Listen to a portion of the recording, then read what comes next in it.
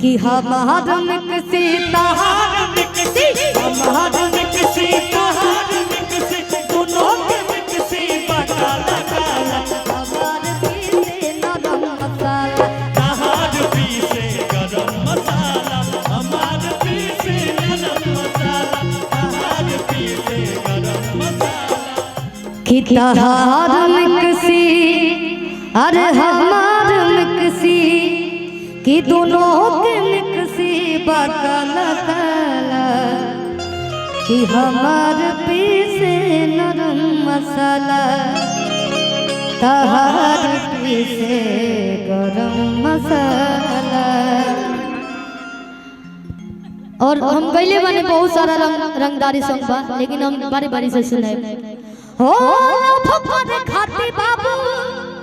कि जिंजन करा तारा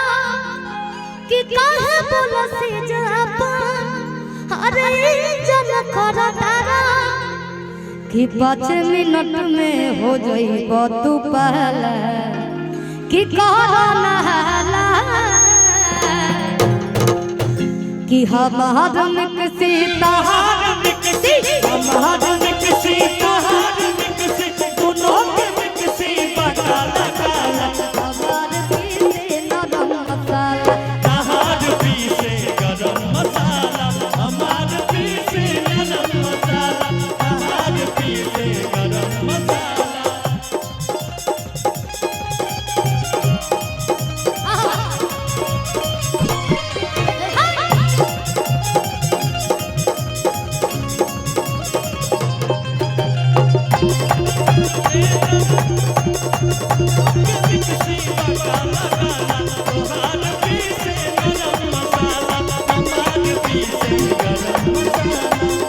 जो चल रहा है सिचुएशन बहुत लड़की बारूद बोली सा हां कोनो नरम दिमाग के कोनो गरम दिमाग के ई बहुत गरम दिमाग के तो ई बोल रही है कि दिल के मार लागे खो जाता रा भैया पीछे जाइए हाली ना वो बोझाता रा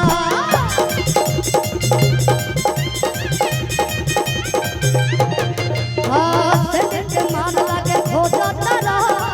हाली ना वो बोझाता रा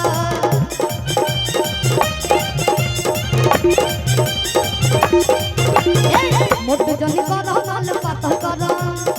भले 2-4 दिन रात करो मोट जनी करो नाल